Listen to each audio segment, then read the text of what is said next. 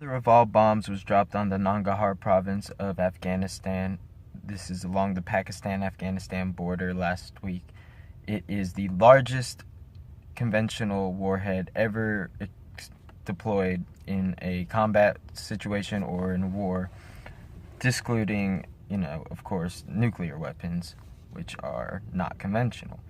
So now the United States has the 3 largest detonations under its belt, and this video you're about to see will quickly explain some of the features of the mother of all bombs. March 11th, 2003, marked a milestone in military history. At Eglin Air Force Base in Florida, the United States tested a new superweapon. M.O.A.B, short for Massive Ordnance Airburst, quickly became known as the mother of all bombs. This massive weapon creates a blast radius stretching a mile in each direction. M.O.A.B is over 30 feet long and weighs more than 21,000 pounds. So yes, a blast radius of an entire mile. That's insane. Now, what this bomb is designed to do, why it's called the Massive Ordnance Air Blast, is because it is dropped from a cargo plane, because it is so large that a conventional fighter jet can't even carry this thing. It is, like you see in the video, dropped out of the back, and then a parachute is deployed, and it uses GPS to hit the location. Now, before it explodes, right by the ground, it will send out a concussive wave, as opposed to a direct blast like a bunker blaster or a daisy trimmer that was used in Vietnam, that are used to usually clear out forests or to strike targets underground. This is an odd use of the Massive Ordnance Air Blast, because we were targeting ISIL fighters inside of caves in the Nangahar Province that were actually put there by the CIA back in the 80s, but that was because we were funding the Mujahideen at the time, fighting the Taliban. Anyways, there are a lot of people that seem to be concerned with the decision to go ahead and make this strike.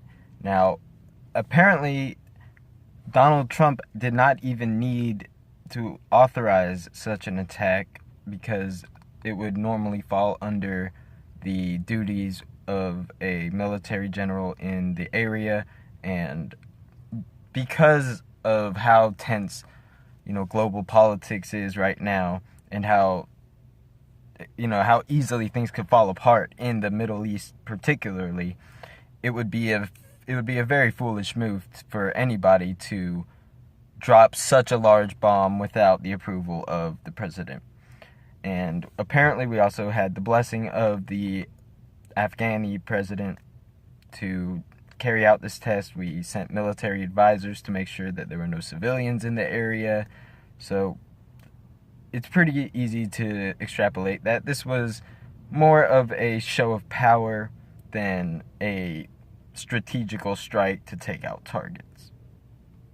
So yes, instead of using a weapon that would have been more practical for the purposes of this assault or attack, we decided to use the M.O.A.B, which, like I said earlier, it explodes above ground when we're trying to take out underground targets. The video that has been released by the Department of Defense shows the explosion and ungodly amount of power that this bomb packs into it. So, should Trump have dropped this bomb?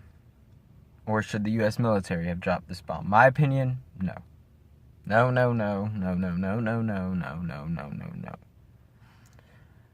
My whole philosophy when it comes to foreign affairs and regime change and interventionism in the Middle East particularly, not to leave out places in North Africa where numerous atrocities have been carried out by the United States and our allies against the people there. It's just, we know this foreign policy doesn't work. Regime change doesn't work.